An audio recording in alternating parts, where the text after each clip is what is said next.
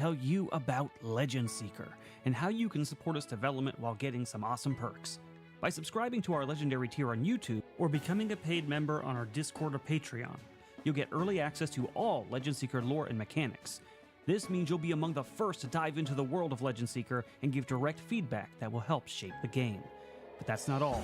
Supporters will also be the first to playtest the system and will get exclusive invites to private streams where we discuss the game in detail. Your input will play a huge role in making Legend Seeker the best that it can be. Now, for those of you who love watching our tabletop role-playing game shows, supporting Legend Seeker comes with some fun bonuses for the casts. Here's how it works. If you are a Copper or Common member on Discord or Patreon, you can give a $20 benefit to a player of your choice. Silver and Uncommon members can give 2 benefits to 2 players of your choice. If you go the YouTube route, you can give a $50 benefit to a player of your choice. And for the ultimate support, Gold and Mythic members on Discord and Patreon give a $20 benefit to 3 players of your choice. You can choose from all casts across Moonskull. Every bit of support goes directly towards making Legend Seeker a reality. It helps fund the art, writing, editing, and eventual publishing of the game. So, if you want to be a part of this journey and support our shows, join our Legendary tier on YouTube or become a member on Discord or Patreon. We couldn't do it without you, and we're excited to build Legend Seeker together. Thanks for watching, and I'll see you in the game.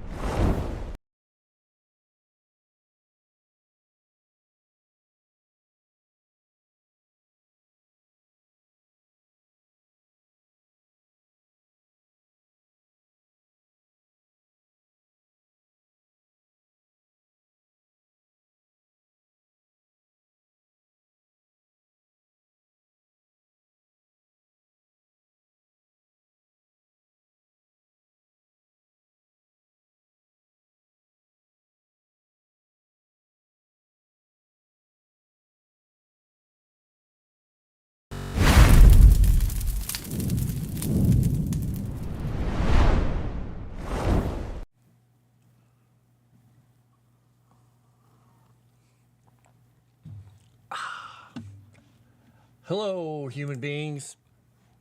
It is I, Froste, the guy who still needs to trim his mustache a little bit more.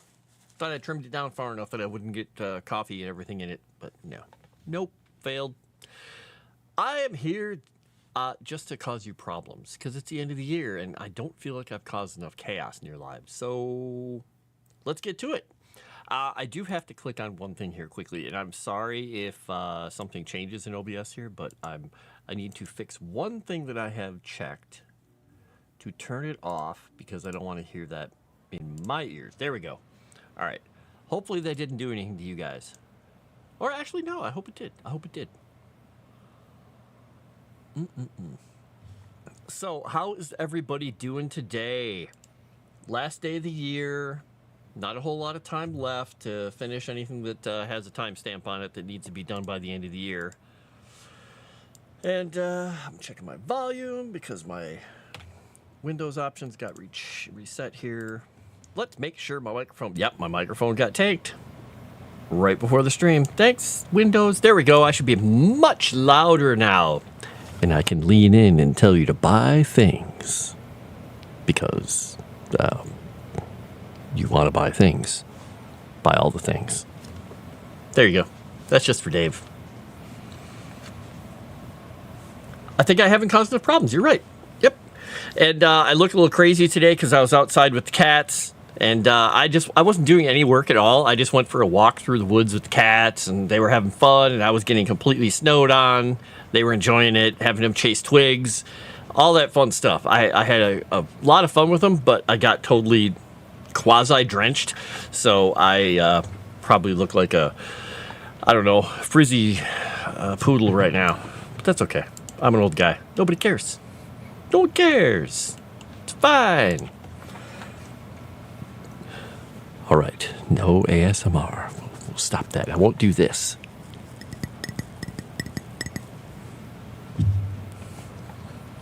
or things like this.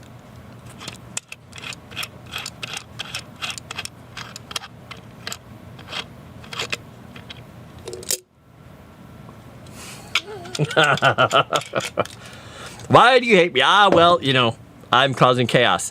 But I have to say, I'm going to put a little bit more in here, but I got some new coffee for my little coffee machine.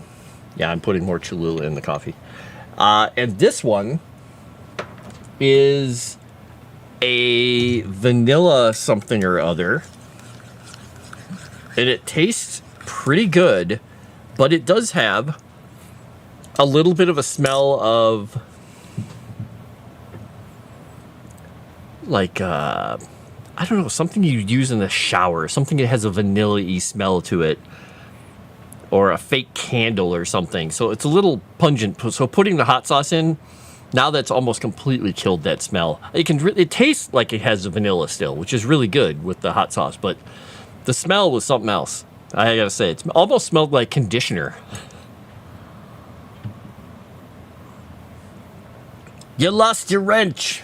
You've been de-wrenched. There we go. So, oh, that's right. I was going to do something here quickly, while I'm getting ready to put something in here. I could use this. Is this where I have Calvino's sticker? Let me check. Yep, there's a sticker. I use that for Halloween. I'm gonna put a picture on here really quickly once, because you guys are so lucky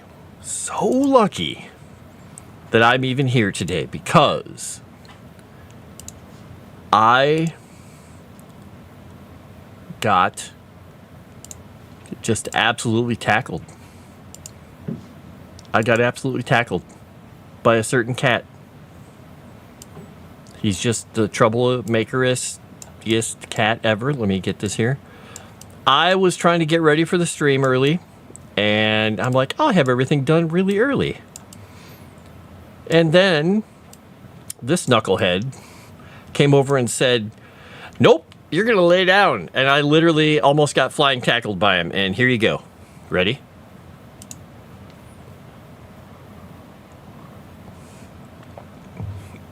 He grabbed me, played around on my beard a bit, and then just shoved his head down in there and cuddled around my neck and just held me there for almost 20 minutes.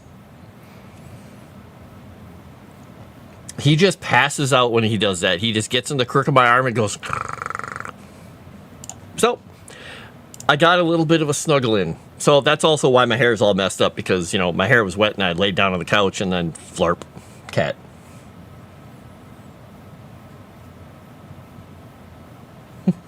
The shoe that will be your end. No, Vijay, we'll never throw a shoe at you. We'll never do that. So, to reiterate one other thing that I put early in the chat is we are not monetized over here yet. We still got to get the watch hours on the channel. So thank you for watching. But you can still donate through Streamlabs. And if you do, Arudai told me every $50 that you guys donate through Streamlabs, we'll make sure that, you know, whoever did this gets their name put on a little spreadsheet, or however Chrysant takes care of all that stuff, because she is in charge of doing all the things, I think. Right, Chrysant? We will make a magical trinket. We'll work with you guys to make a little magical trinket. And what those will do is they'll go on a chart later. In a future book, when we have these charts for treasures and items, and there'll be little trinkets in there. And if you donate $50, you're going to basically get to work with me to make one of those, and we'll put them in a book. And they'll be in a randomized table for people to roll on or just pick from for future games and future books. It'll be fun.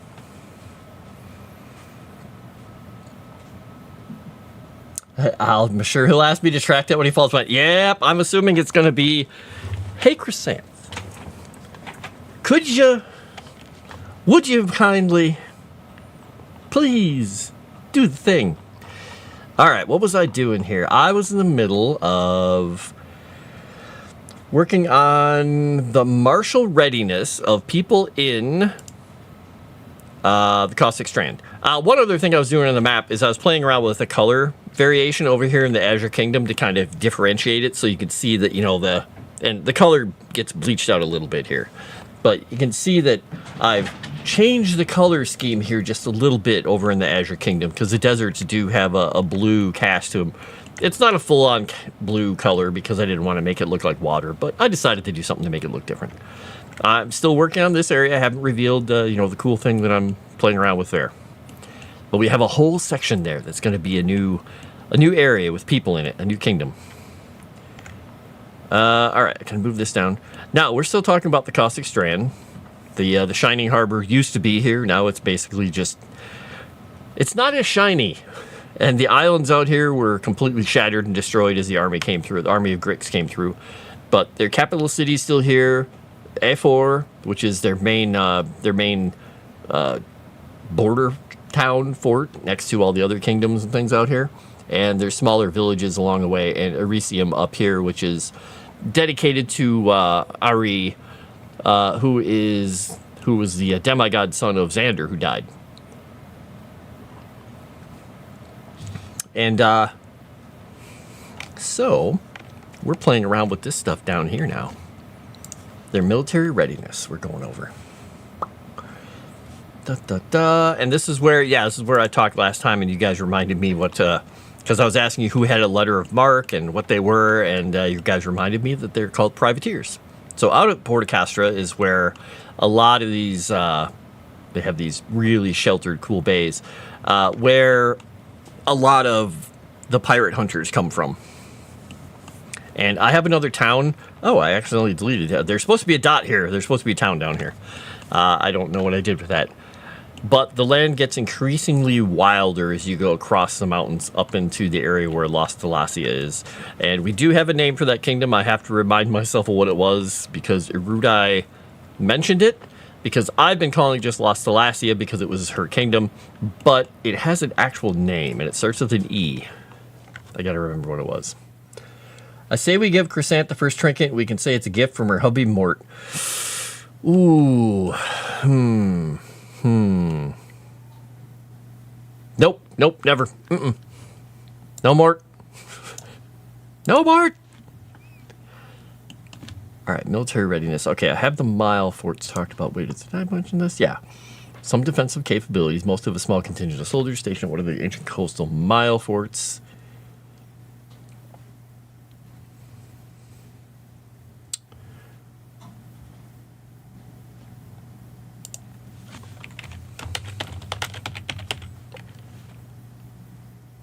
Okay, Port Castro commands a surprisingly large naval force. Okay. The last thing I think we're going to point out... do I want to talk about the trade between Usia and A4?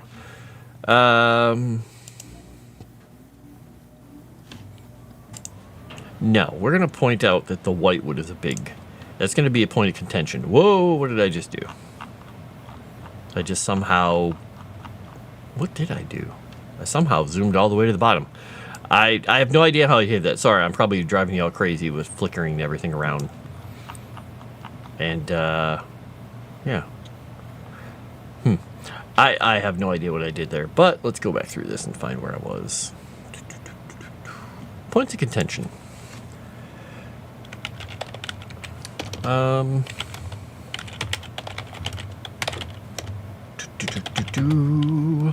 While relations with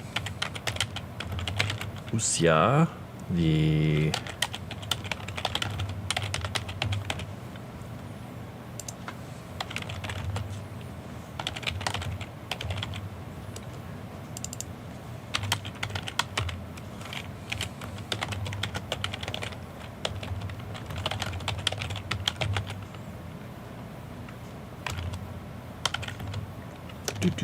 are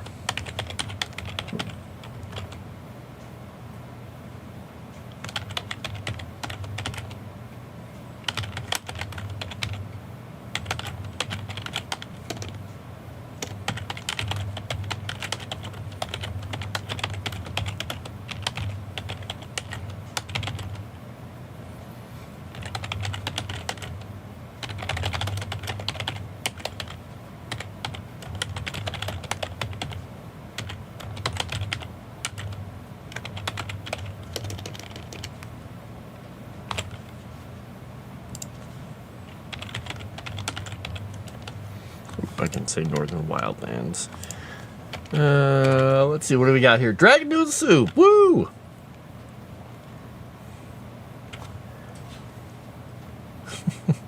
I can't read it, so it doesn't bother me at all. Nice. I just wasn't sure if the moving, because sometimes the motion of it makes people just, ugh. Tell me the lore, hot sauce drinking wizard man. Well, currently I'm drinking a vanilla infused coffee with Cholula in it. But for lore, I'm working on right now is the military readiness and the points of contention for people in the Caustic Strand.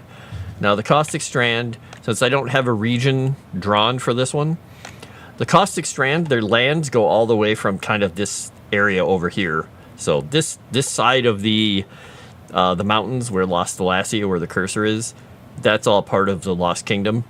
But this mountain range all the way up and down, up near this keep. This keep is technically a dwarven keep, but their lands go right up to these walls. And it's traditionally considered their land all the way to the borders of the Whitewood, all the way down Porta Castra. So it's this snaky, kind of long, mostly mountainous area.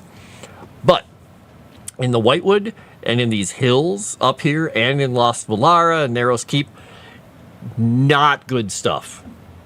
Not good stuff at all. This road is made safe because the dwarves use it a lot. They use Afor as one of their main ports to get things to Agrium. So you'd think it would be Usia because that's a vassal place, but they stop in Afor because, well, they have a lot of traditional things there, which I haven't written up the whole thing on Afor yet, but I'll get to that eventually. But when things cross from the Whitewood and come down into Elysium and all these areas and come down raiding, it's not good because there are lycanthropes, there are undead, there are bandits, there's orcs, there's everything up here. It is a bad place because there's a legend of a witch in the Whitewood too. And she's also dangerous. Dragon will take it. Dragon will take the Caustic Strand. Well, people will be upset by that because they love it. Well, no, but not everybody loves it. It's a place where the black dragons do spend a lot of time up in the mountains here because they use all the volcanic activity and everything that's been destroyed around here as their rookeries.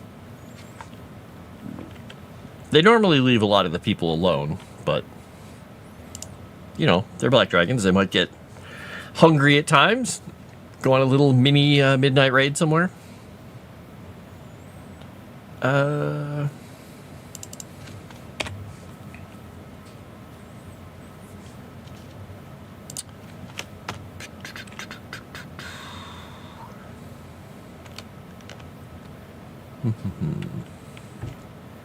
Witch in the Whitewood. Damn, chrysanthus and everything. You made hot dogs for the new year. Oh. Hot dogs kind of sound good. You know what I suddenly want? I want mac and cheese with little hot dogs cut up in it. I don't know why. I just suddenly do. Good job.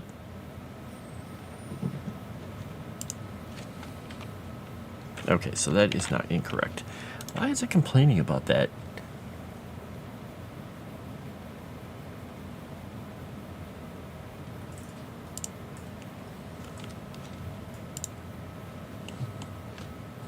Okay. I'm doing soup. No, touch my Whitewood. Ugh. Ooh. Mac and cheese with prime rib cut up in it. Oh, man. I like that. Ooh, that does sound goose. At first, I thought you said gross. Then I realized you typed goose. And then I realized you were mistyping good. Got it. What? Rooks are born? I thought they were carved from the for the chessboard. No. They're always born. There's no carving whatsoever. Anyone who tells you that is trying to sell you something. I don't know.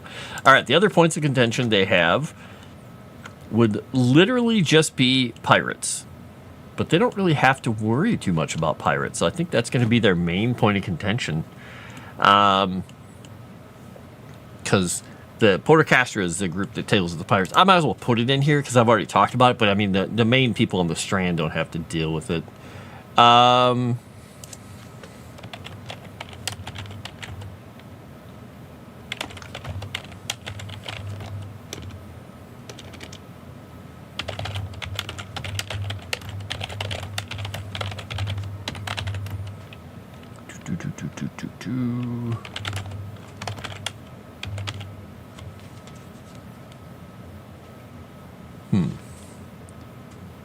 That does sound goose. What's with the Red Lantern? Born and not appointed. Give pirates magic so they're more of a threat. Well, there are some magical pirates out there, and there's a couple of them that are horrible at their jobs, but they still survive. The pirates from Concordia.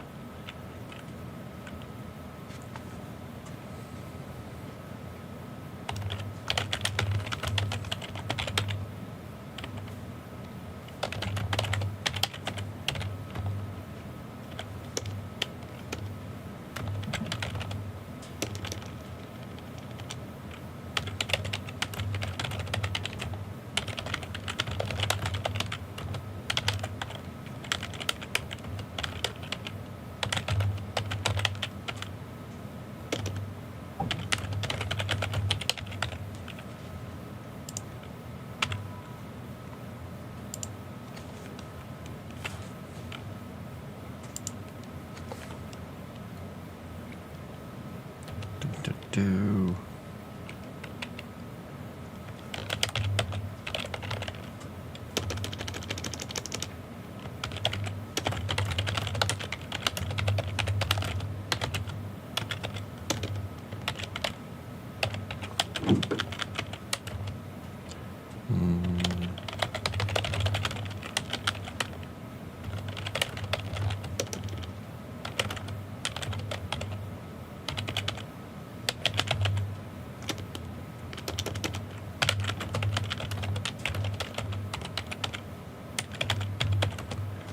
Oops.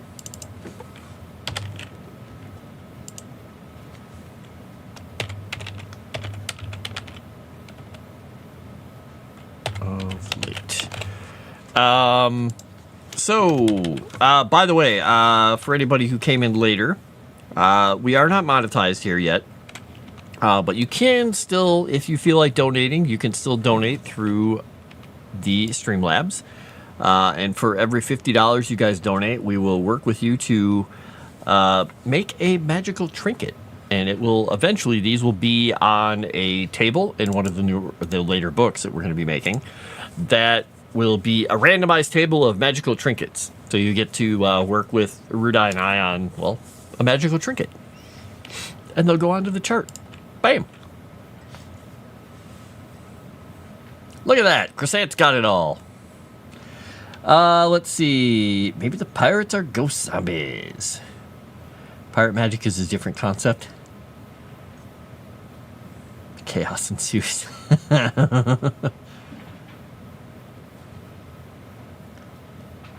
Well, you gotta for sure be careful with fireballs being cast while on your ship. You'd be better off with some of the other elements. Alright, the views on magic of the people from the Caustic Strand.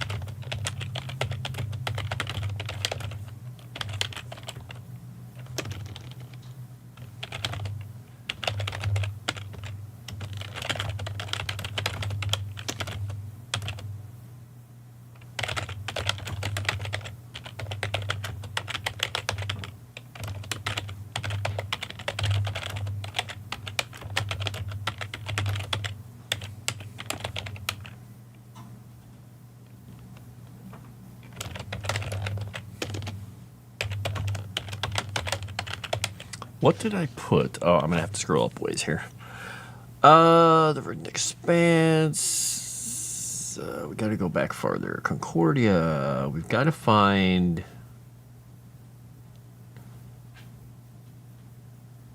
I guess I could just use my handy dandy list on the side, but this is okay. That is Fryland. All right, where are we at?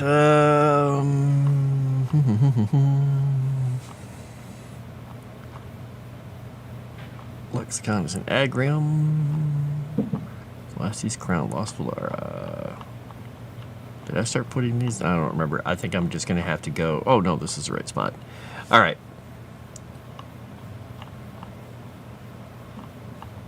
Yeah.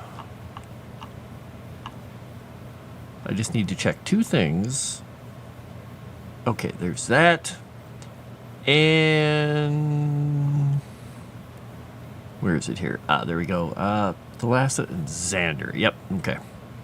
All right. I just had to make sure I wasn't putting the wrong gods in the description here. That would have been very confusing to people. Okay. Martial readiness.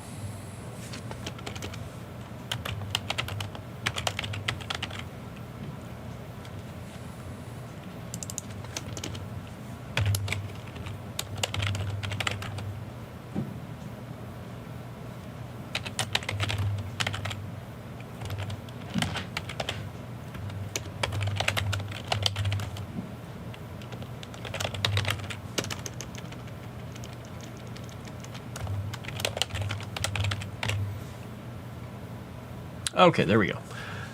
Look, it's an Erudai! Let's see, what were you saying? I gave some money before and tried to talk to Erudai about it, but he never gave me an answer on if I get to make a trinket. You got nothing! No, he can probably answer, yeah, Dragon Noodle Soup. Especially casting fireballs near the powder magazine area. Exactly. I think with all the water around, boats would be hard to set on fire. Yeah, well, when you're down on the ground level, but up above, it's hard to get the water into those sails. Pirates are smart and dumb at the same time. They know about magic in the universe. It isn't something well established. Causes Gibbs to be superstitious about every single thing, which is a good thing on his part. Wood below the water level would be hard to catch fire. Maybe not above. Yeah, exactly, Scott. There we go. And it's an Erudai. And Erudai has appeared. All right, so we're talking about the views on magic.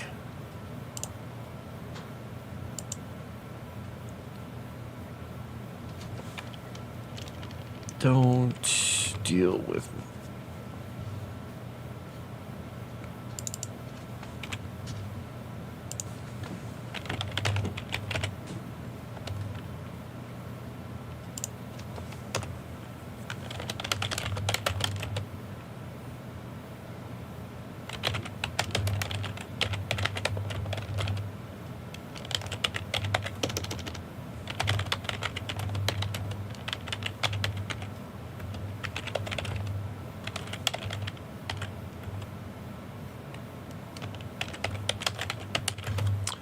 I have to look at something really quickly because we have wizards, we have witches, we have warlocks. Okay, I'm going over the magic stuff here quickly. Legend Seeker, lore preview forums, systems. Alright, so we've got the clerics, the paladins, the rogues, the wizards, the warlock, and the witch. Alright. And then I have to check this really quickly.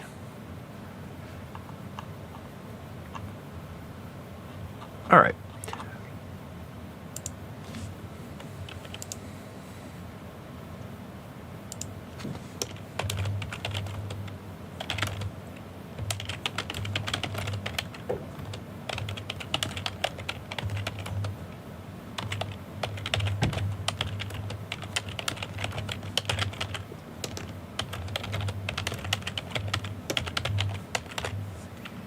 All right.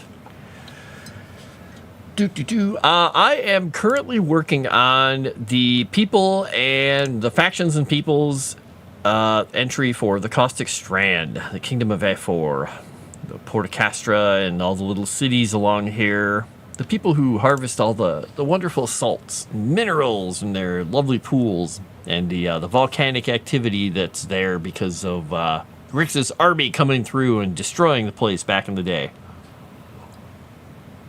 So it's where Xander's son died, fighting the evil giants and the evil creatures that were with his army. Yeah, there's all kinds of fun stuff. The Black Dragon rookeries up in the hills with the hot springs, the little whistlings, the little wormling things. It's a fun place. I like it. It's going to be colorful. And there is, since we were talking about that Mount Silverbaum, the main road, and you can see by the dashes here are the heavy dashes. That's me indicating that this is an actual roadway that's been maintained. Like the big roads that the Agrim people made. Some of these roads along the coast are still really pretty much there. These little roads, not so much anymore. Not to say these roads are actually in good repair, but they are there, and there are stretches that are well maintained, like around the forts and up to the Dwarven area. But the Dwarves use this as a main artery to trade and get down to A4 because it's much closer and easier to get to than Porta Castra for trading with Agrium and Usia and everybody else. So they spend a lot of time going through there. Not a lot of people go through the Wildlands up here because Lost Valara, Narrow's Keep, the Whitewood, people try and stick to the road, which is wise. And yeah, we're working on that. And I just got done talking about their views on magic. Because most of the people in the Strand they're very hard workers. They don't deal a lot with normal magic. They have a lot of divine magic that they deal with because they have Thalassa and Xander that they worship a lot, and the dead demigod Ari. But there is, I just put, in the town, in this port of A4, Aquaia A4, F4I, even though it's just called A4, that place does have a wizard who teaches people, but he's really, really picky. Really picky. And the witch. There's also a witch in the Whitewood.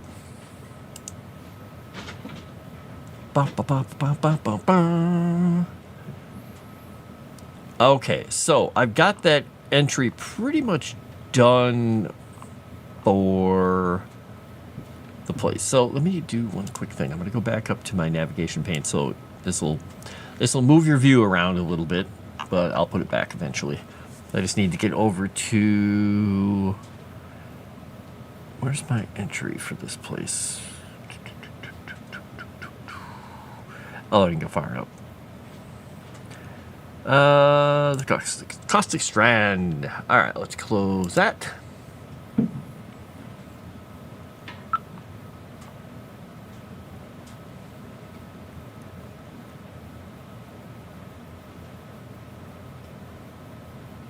Okay.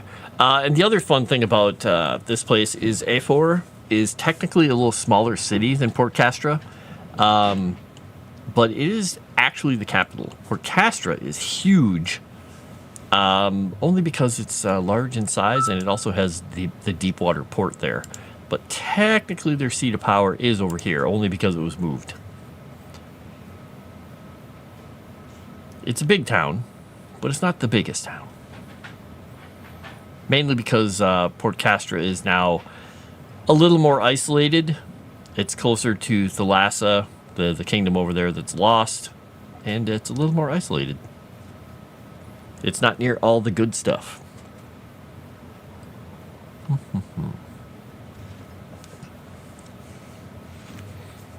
It is a place where people work a lot. They are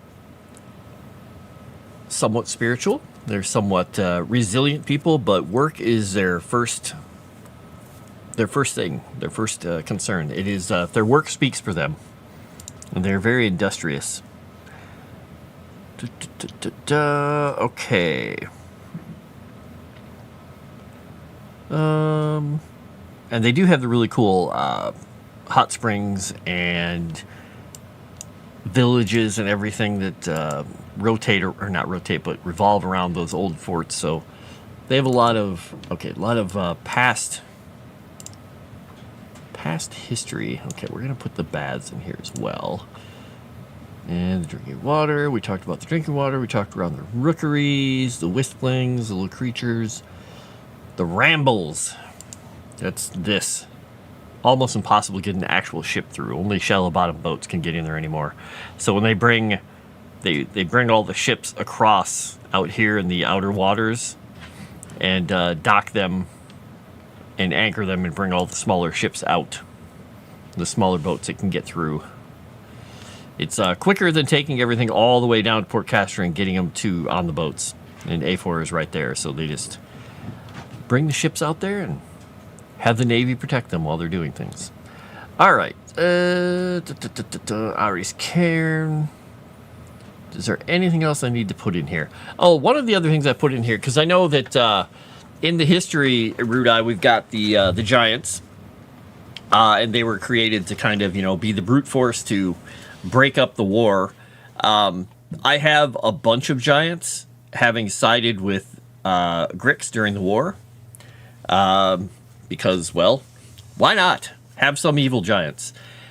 And there were good giants too, but Ari, Xander's son, having him being known as Ari, the giant killer, or the giant bane, or giant slayer, however we want to do it, he was justice, the hard hand of justice, and he was very adept at slaying them. But with Grix and his army coming through, Grix felled him, and he died, but they left a lot of giants on the battlefield. So it's not uncommon when you're going past like one of these people's nice stucco. Think of like the Italian coastal countryside. You've got, the cool trees. You've got a little bit of a vineyard. You've got some hot springs down the road. And you see next to their house, there's this huge thing that's half covered with dirt that you can crawl, that they go into and like store things in. But it's a giant skull that they're using, that they've buried into the hillside. And they're using it as the foundation for a cold storage, or it's a trophy on one of their mile forts somewhere. Like just something that just reminds them of, like, we fought giants.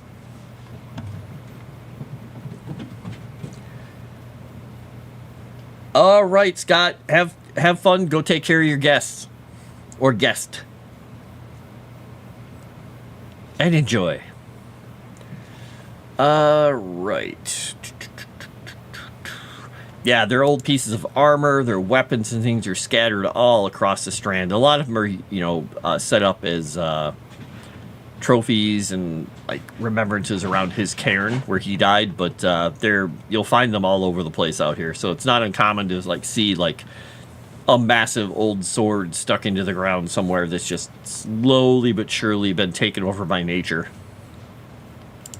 or a piece of armor being used as part of a shelter. All right. Rah, rah, rah, says my cat. Guys! Seriously. Dorks. Wait until they start running, then we're going to have fun. All right, so I think I'm raking through my head here to see, was there something else I needed to cover in here under one of those categories? There's a flickering thought that I missed one little thing here, but I think I'm gonna go forward to the next one, because if I think of it, I'll come back. All right, so we did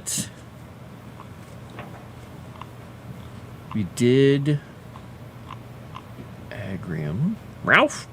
More of a Ralph.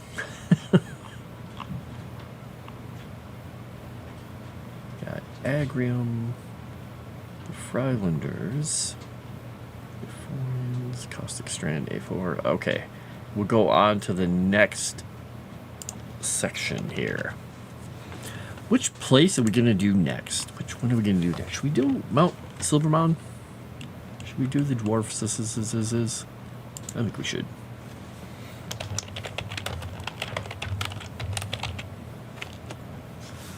All right, let's get these categories. I thought I had these pasted somewhere, but I don't think I do, unfortunately. Shoot. All right.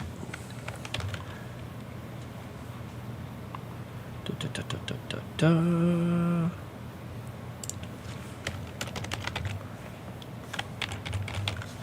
All right, we got... Oh my gosh, I can spell.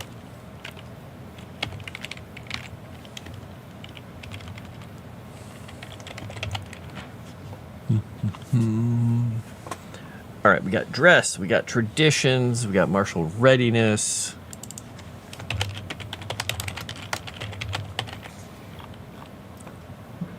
Points of contention, views on magic.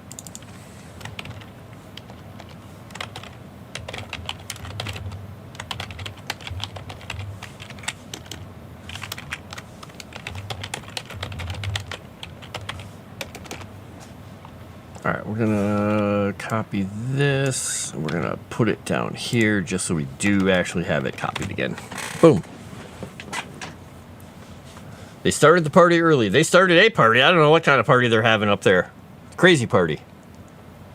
Hopping in voice chat. All right, let me get into voice chat here and make sure that I have my desktop audio turned on. And I will jump over it. Look, it's in a rude eye. Wizard. How goes it? Not too bad, not too bad. It's a little bit of a rainy New Year's Eve over here where I'm at. Are you driving right now? I am. Well, be careful. Don't slide into anything. Oh, I'm all right. I've got a nice advanced car that can see the lines on the road, and it keeps me going straight. Nice. I mean, you don't want to have to happen what happened to Nomi with, car getting wrecked, having to endure the tragedy of having to get a Tesla Cybertruck to replace it. Yeah, that'd be terrible. That'd be terrible. That'd be awful. Dragon Noodle Soup is yelling at you already. Oh my gosh, he's totally coming after you. But I just got here. What did I do? I don't know. He just says you suck, your rude eye. All caps. I don't know. Wow. There's no love. That's, It's just anger. I guess not. Damn. The violence. Well, happy New Year's to you too. He's just trying to end the year on a note. Well, that is certainly a note. That is certainly a note. I just thought I'd hang out with you for a little bit since I got like 20 minutes before I get to my federal headquarters. Nice. And bounce things off you as you work. Excellent. Yeah, so for the moment, I'm just going back through the kingdoms and adding notes for the DM and players like we talked about for the factions and peoples. So if you have ideas on like other categories you might think, because I tried to go sort of like what you were saying, kind of high level but somewhat in depth. So in each one of these I'm covering their dress, like what you traditionally see the people wear, traditions they might have, like if they have lots of festivals, if they tend to yell at people a lot, whatever. The martial readiness of the people, the points of tension in their culture, and their views on magic. I mean, yeah, those are all pretty good, and maybe like the most popular religions. And once we get a better idea of total races and race makeup and stuff, populations and race makeup, things like that would probably be good.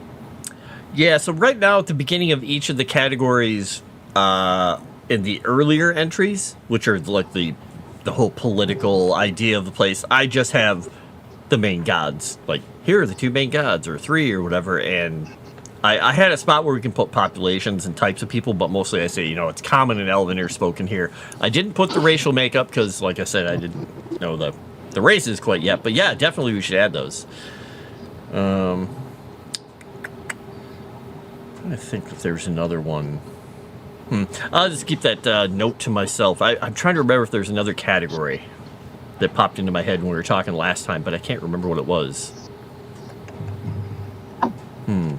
And we don't have sorcerers or anything like that, right? It's warlocks, warlock, witch, and wizard.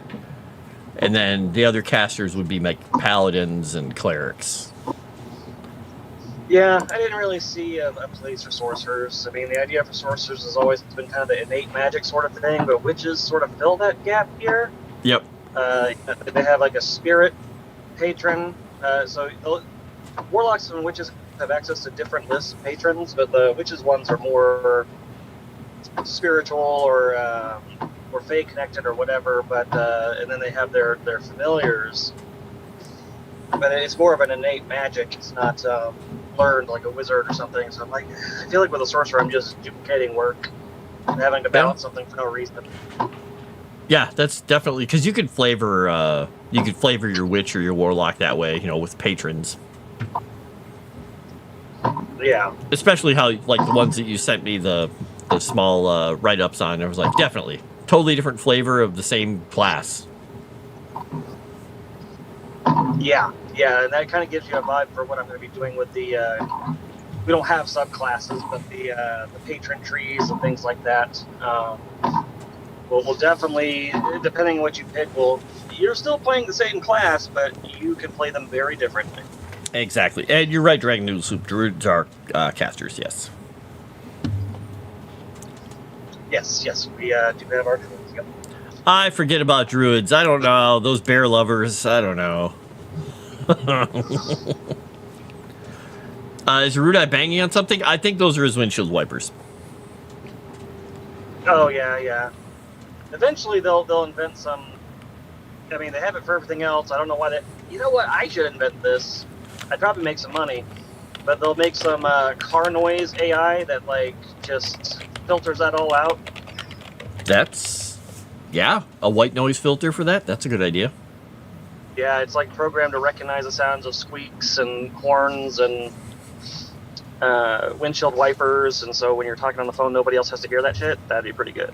Yeah, I mean, you'd think that the what is the thing in Discord, that crisp whatever? You think it could figure that out, but it can't.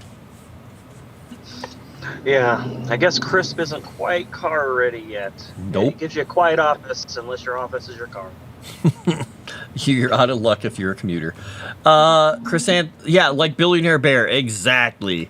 Werebear, billionaire, alien romance fiction. No thanks.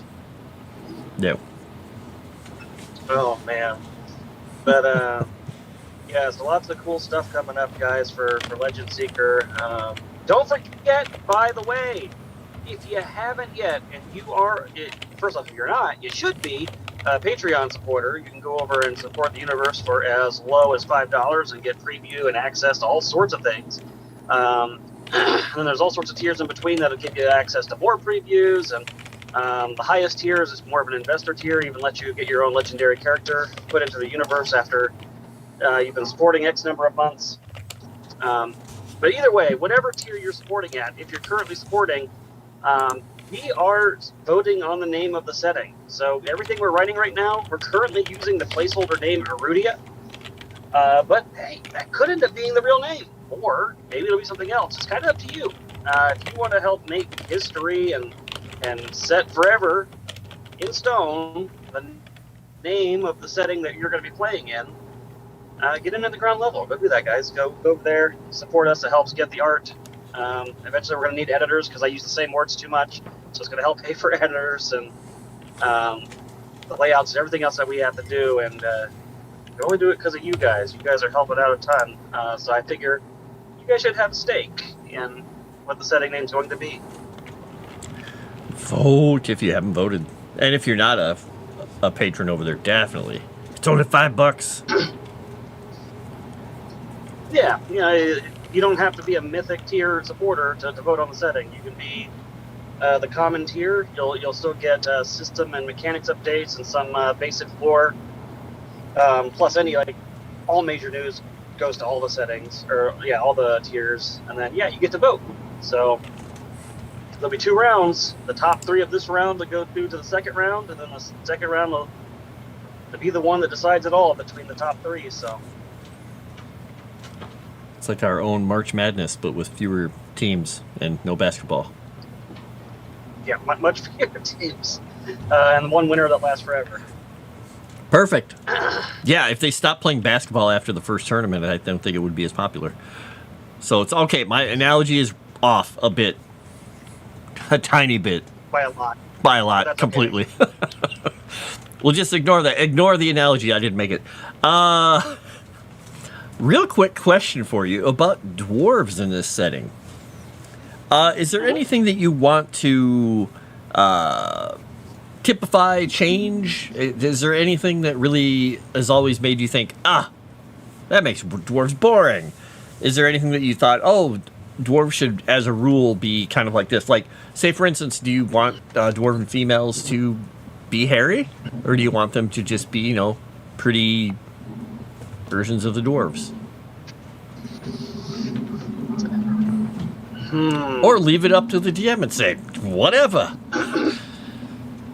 I'm just thinking lore-wise. Yeah, well, that's true.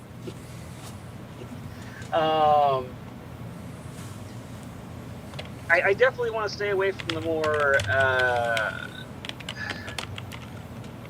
not Disneyfied, but what we'll say Wattsified versions of the races where they pretty them up and clean them up too much and make them like lovable and weird. As far as bearded women, I don't know. I mean, I think I do want to stick as close to like the more Tolkienian or early D&D style of dwarves. Okay. So probably beards. Probably Okay. bearded women. That probably makes sense. I'm going to try... Maybe there is some culture of dwarves that, they don't believe in that. Maybe there's like a specific clan of them or something, but... Makes sense. Well, I'm going to try and bring some little bits of, like, the flavor and ideas of some of the mythology from, original, the old dwarves. So there would be... If we can think of some iconic dwarves or legendary dwarves and, give them some legends and stories and stuff to just kind of harken them back because, they've been around for a long time. Definitely were part of the wars in the back in the day. Get that stuff kind of ingrained because I know that dwarves live longer than men. I just don't know in this setting how long you want them to go for. Yeah, I have to sit down and think about the various lifespans. Obviously, dragons and elves are the longest lived of all of them, but dwarves are still longer than humans, but probably less than elves. Yeah, less than elves. By the way, if you're enjoying this back and forth, we're going to be doing this on a stream with both of us on the stream. We're going to be doing it on Is it starting this Wednesday or is it next Wednesday? I can't remember. Next Wednesday. So we'll be doing our interview with Legal Mindset over on Moonskull, and then after that, we'll be over here. The stream, we're calling it Legend Keepers. We'll be brainstorming all sorts of things about lore, kind of bouncing off each other. Frost always has a list of questions that he doesn't get a lot of time to ask me, so this will be his chance to grill me, and we can kind of dive deep and probably make a lot of decisions like right there on the screen. So it'll be fun. Be a part of that process. So can we have a talk about the Rudy Poop? No, I'm just kidding. No, I don't want to talk about the Rudy Poop. The Rudy Poo's not going away. The Rudy Poo will always be here, and if you haven't, the artwork for it was released, and it's every bit as beautiful as the description led it to sound like it was going to be. Beautiful. I'm making air quotes. Chris answers she'll bring the popcorn. She'll bring the popcorn. It's going to be entertaining. Yeah, because I have tons of questions all the time, and some of the questions seem completely off the wall. Anytime I'm writing anything or working with people, I'll just ask them an off the wall question and be like, wait, why did you want to know that? So I'll try and explain occasionally why I'm asking the questions to give you a reason to, or a way to run through your mind and figure out why I'm asking that question and what it relates to. Yeah, sometimes that can be pretty relevant too. It might actually change the way I answer it. So. That could be useful. What was I doing here? Oh, there we go. Something I did mean to ask. I missed almost the entire stream last time. I think I popped in for like 15 minutes, but the rest of it I missed. Mm-hmm. So I went back and watched it. I always do. And there was something that you highlighted like 50 times saying, I'm going to have to rename that. Yep, definitely renaming that. Wonder what it was. I wonder if it was it might be the just the name of the world. I might be, because I have been doing that. I've been going through every single time I see it and putting a highlight on it, because I know I can go through and just, you know, find replace, but I tend to highlight it anyway. So if I have it in a weird format that I don't catch with a find replace, like the correct typing or whatever, at least I can go back and find it later and go, oh yeah. I think that might have been what it was. I think that was what it was. I'm always open to renaming things. Okay. Sometimes I feel like I do a pretty good job, and sometimes I'm like, it was a little bit generic. We could have maybe done something better with that. Well, and that stuff always comes up too when you could like a name, I could like a name, everybody could like a name, and then somebody walks in who hasn't seen it like 1,000 times. We're like, oh yeah, it's like the name of my 3rd grade teacher. We made fun of him and called him Mr. Butts. Like, oh well, we gotta change that now. Yeah, thanks. Yeah, exactly. It's fun times. The mana stream at some point, yeah, I think we'll have to talk about the mana stream. I don't know how much of that you'll want to do on the stream, because maybe we can do that the next Wednesday when we do this live. I have questions of how it should impact, you know, people's the way they set up their kingdoms and live, because we talked about ley lines and all that stuff. And anyone who wants to be near or far from that magic would probably make some decisions based on that, I would think. Yeah, generally speaking, I'd say the mana stream is it's accessible anywhere. But there are certainly pockets or areas or underpinnings of the world where it's stronger or, you know, less stronger, and the average person will have no clue about that. But somebody of great power, who's really well connected to magic or heavily studied on it, or maybe a deity or a creature that's like attracted to it, something that's got like a mana addiction, they'll definitely notice those things a lot more. That makes sense. Yeah, because and yes, Chrysanth, I have questions about. Well, you know, I gotta know how the magic works, so I can, as a wizard, utilize it as best as possible, or something like that. What was I doing here? Oh, I was gonna mention yeah, because I would think that any place where magic is really strong like that might be a place where you could find a patron hiding out somewhere. Like if you're like, oh well, I'm pretty sure this big magic thing is somewhere. I was like, well, it's probably where the magic is centered. So I've written a couple of them up like that. Oops. Yeah, the mana stream, it's not really something tangible, but it is something that, you know, underpinning can well up or gather in places, or might be stronger for various reasons. It could be the thing is, the mana stream's got a lot of mystery to it, and people don't really understand it. Even just the nature of it, there's a lot of is it a living thing? Is it like a being with a will? Is it just like an elemental force in a sense? Like they don't really understand. They know that it's destructive. They know that given the chance it will destroy, and it almost has like a malevolent undertone to it. So you have to be very careful with it and practice in how you use it. Yeah. But at the end of the day, they don't really know what it is. They just know how to tap into it and use it. Well, I do have in the Soul Spires, in one of the places there, I have this thing called the Darkmire, which is it's a brackish salt marsh that was because Xerath's cultists were trying to halt the advance of Grix through this area. They spawned this thing. They created it. It was just almost like a methane-y, fiery, trappy swamp. It's supposed to basically bog down the army and kill them. But it became kind of self-aware and found out that, you know, it's like, oh, this is a really nice place. It gathered power, and it's like, all right, evil army I can eat, great. And it wiped out the army and them because it's like, I don't care. I'm here to eat.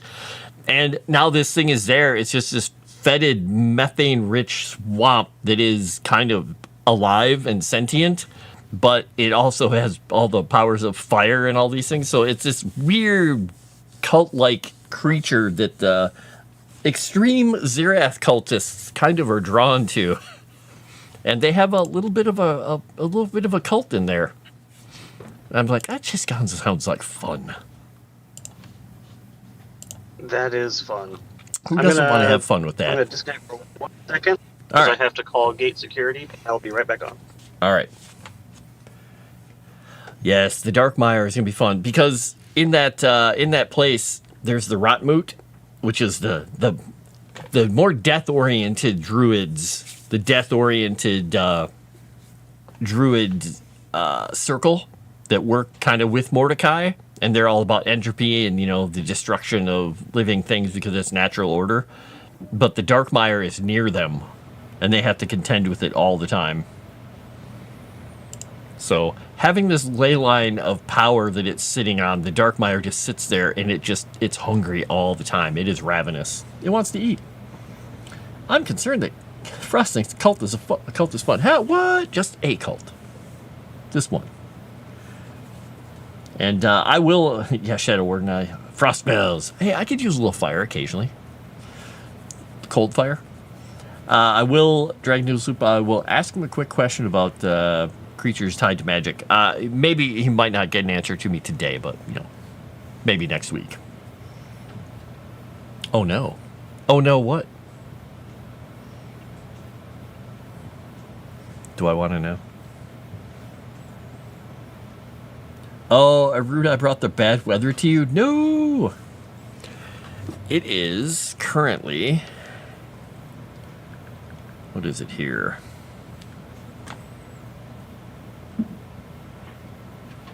Oh, it warmed up. It's 23 right now. And it's no longer snowing. Woohoo! Heat wave.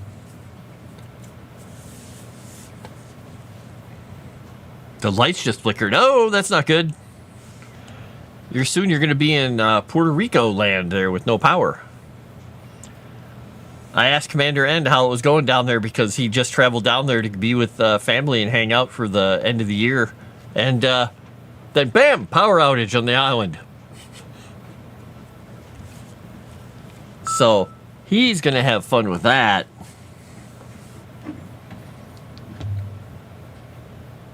Oh, weird. I just got...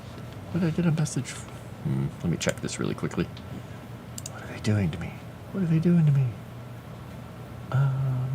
Okay.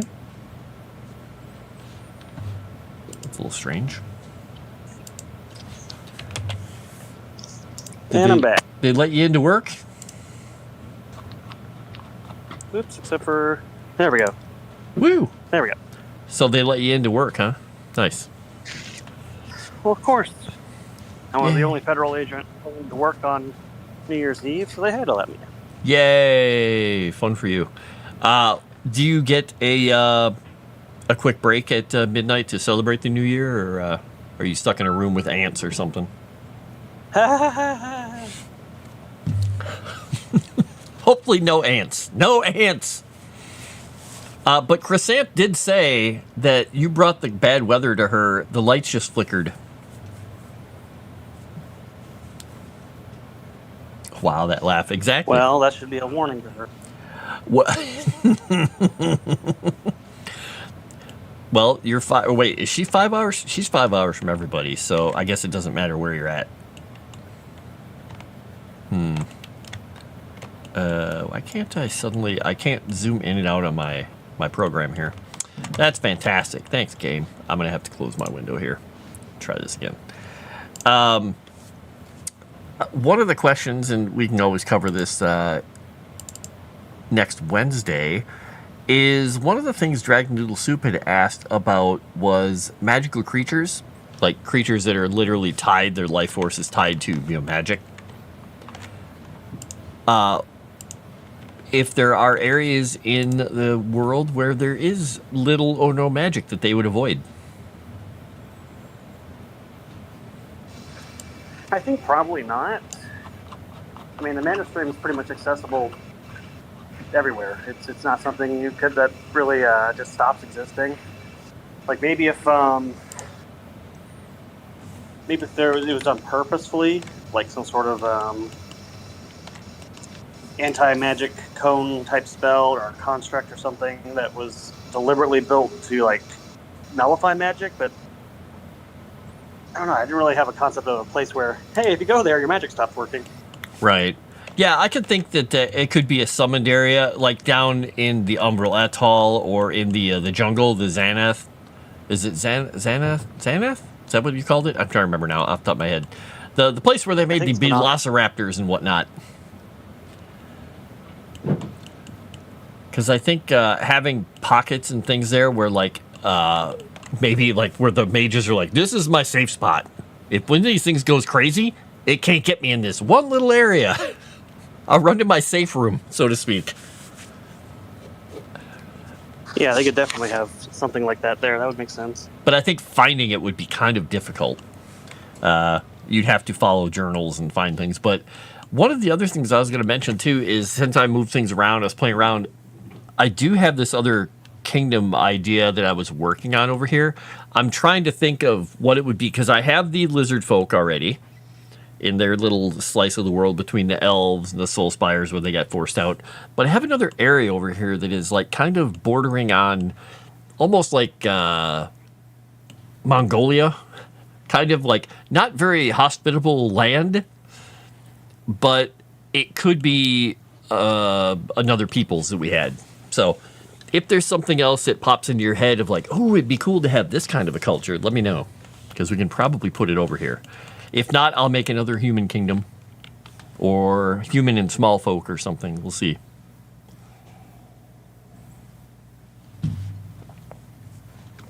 Makes sense to me. Because we've got I think room. To approach Dragon Noodle's question a little bit more too, I think there's probably more likely, if anything, to be something akin to, I don't know how up you are on your Star Wars lore, but are you familiar with the Yalzamari? Yeah. Something probably more like that. Creatures that are maybe predatory to magic hungry creatures that they know, hey, we nullify this thing's connection, easy prey. And I think there's probably the opposite to that too. I imagine a creature it's like it's kind of like a moth or a firefly, in the fact that they'd be attracted to like light or bug zappers, but in this case they're attracted to like powerful spots of or concentrations of like where the magic's stronger. Yeah. So if you see them flitting about, it might be sort of a portent to this is a stronger magic tide area. Yeah, that could be fun. Well, I do have, because I remember I asked you before about creatures that could like affect stuff like D&D has rust monsters and like puddings and all these things. I wrote up something and I called them wither mites, but I don't know what they would end up being. But things that were created by some of the wizards and other people to literally like, I want to see what happens. How do I clean up a battlefield? And they would release these things out there, would just sit there. They would just feast on, and they're like small dog size. They would just go out and feast on old stuff in the battlefields and eat it. But then, of course, they have to go look for more stuff because they can't eat unrefined ore. But then I switched it around and had it so they could eat refined ore. So I'm like, oh, I don't know. Either way, these things are going to be kind of weird.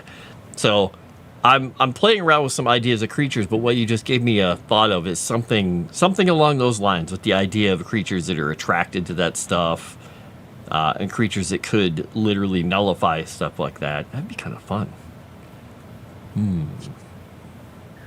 Yeah, because I definitely want to play around with monsters that do cool things and create different challenges, and something I feel like current D&D 5e doesn't really do a great job of. For the most part, you're just fighting blobs of stats and they got a combination of one, some abilities or another. Okay, this one's got blind sense and pack tactics, and it can cast 2 spells. Oh, They don't do anything like unique. right. And I want to do unique things and create like very unique challenges when you encounter them. Okay, yeah, because I have a few creatures that I made up for different games that I'll throw some of those ideas your way when we're talking about these things and see what you think about them, because they definitely do some unique things. They're not incredibly dangerous unless you get a bunch of them. Yeah, that's kind of what that was my design philosophy with the Rudy Poo, is disgusting as people cringe to it. But I mean, that was the idea behind it. I was trying to think of something that would be kind of unique, interesting, and present a challenge in a way that's more than just, oh, we're going to fight that thing and how dangerous is it? Yeah, yeah. Well, and it was mentioned, was it Gino? I don't remember who mentioned it. Is like more creatures like what was on Cthulhu last night. Yeah, we need the flesh creepers, the little star-shaped things. I don't say they don't have to be star-shaped, but a lot of times they were in one of the modules I was in before. But basically, just a flap of flesh that would come after you and try and put itself over your mouth and your nose, and it would just suffocate you, and then you're done for. It's like, oh, that's gross. Yep, that's the kind of stuff I want to do for sure. And you'll see a lot of that kind of stuff with demons, for example, the Smiler demon. And in the Fae, for sure. The Fae will have a lot of weird shit like that. Yeah, oh yeah. Chris Sansa says, I don't like the smirk that Frost has right now. Yes, a flap of flesh. It's basically they cut a flap of flesh off their body or someone's body and enchant it, and it goes after someone, Chrysanth, and it attacks them. If it manages to attach onto their face, it will meld to their face and it will suffocate them. It's gross. And Moss made the sound really well, and then JT helped unpleasantly. Yeah, it's gross. Gross. It was pretty gross. It was not a good sound. You've made sounds like that before with whatever the heck you were making that creature sound for. What were you making the squishy sounds for? That was Chrysanth's sound. That was her character sound. Oh, there you go. All right, then. Yeah, oh, that's right. I remember now. You guys don't know that because when she goes on streams with like Sevi, she uses this advanced AI program to like change her voice. But in real conversations, that's not what Chrysanth sounds like. Chrysanth sounds like an authic, like she's a demon. She's also reminding me that it was my fault because I am literally the person who paid for that to happen, for her to come back. Yeah. So make him stop. Hello, Cajun Corey. Chrysanth says make him stop in all caps. I think you've hit a nerve. Just saying. Oh, God. You know what I should do?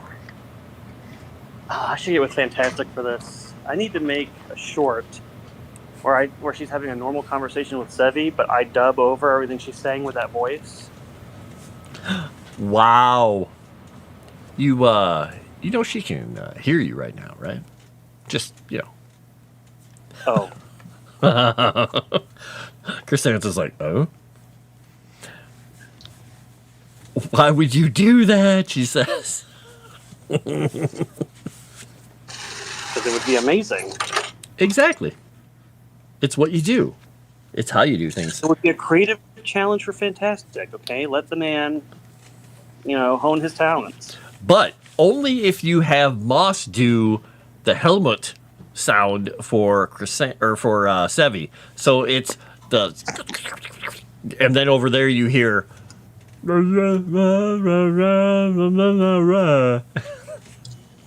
Perfect. Uh-oh, Moss, guys, I just had a triple sneeze. Good job. They actually might kill me at MegaCon if I do it before then, though, so I might have to save that till after. Yeah, I'd say save that. Are you making coffee right now? Yeah, how'd you know? Oh, I have really good ears. I heard the beans going into the thing. wow, you're such a coffee addict. You literally know the sound of coffee beans. Can't help it. That's my job, hearing things. Yes, bless you, Moss, bless you. Listen, Chrysanth told me in DM, she was like, hey, you seem a little down. You okay? And I said, oh, I'm fine. It's just a rainy holiday. She's like, you know what you should do? You should just go have some Death Wish coffee. I think that would cheer you up and would put some pep in your step, and you could be the Erudite we all know and love. And I was like, you know what, Chrysanth, you're right. Wow, you hear a lot of extra words when she talks, don't you? Well, yeah. Yeah. She just said, oh no, he's having coffee. I'm going to mute DMs with him.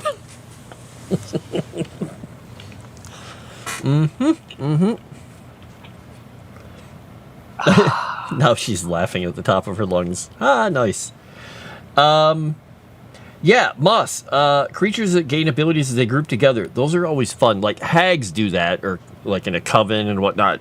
The creatures that I was talking about that I was going to brainstorm with Erudite. Long story short, I made an entire campaign where these characters were, fighting off this stuff that was, destroying the world, and they were fighting a losing battle, and it was these blobby, goopy things that they would come across. And alone, one of them is not a big deal. Two of them is not a big deal. 3, 4, 5, not a big deal. They're blobby things that can kill them. The larger ones that have formed have slowing fields around them. And when the other things start hitting you enough times, if they get enough hits on you, they actually contribute to a debuff on you. So it's a whole, they're debuffing you, they're messing with your ability to do things, and then these things are slowing you. The next version up is a flying creature that you have to try and get to, but you're already slowed. So they are basically working together as a group. As they get more of them around, they cause you to have big problems. So you have to be like, take out the flying things first, then take out these, and then take out the little ones. So it's a tiered battle you have to deal with. And those kind of things are fun, and they knew it because the idea of the whole campaign was that their characters were technically in the mind of a person, and it was him fighting off basically losing his memories in his mind. It was in their father. They were basically around their father in his hospital bed. It was just this bizarre fantasy world of them actually being the agents of trying to save some of his memories. But those little blobs and those polyps and things were all the things that were taking away his ability to think and remember. And so they were trying to save as many memories as they could. So that's what the creatures are doing. Amazing. It was a lot of fun. But at the end, they were just like, oh my God, this whole thing led up to that? But they had a lot of fun fighting the creatures. I tell you, you get 14 things on a battlefield that can each cast magic missile once. You can do a lot of damage. Oh, don't worry. I learned my lesson about magic missile in the arena battle. Whee! Yeah, that was not fun. Very strong spell if they have like bags and bags of wands of magic missile.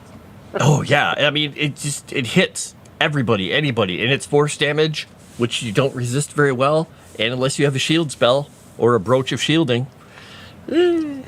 Yeah, I didn't think I made it one of the items that drops when chat buys stuff, and for whatever reason, chatbot thinks it was a randomized table. It was completely at random, and the other team, the team Sevi was on, of course, they got like 10 wands of magic missile in a row.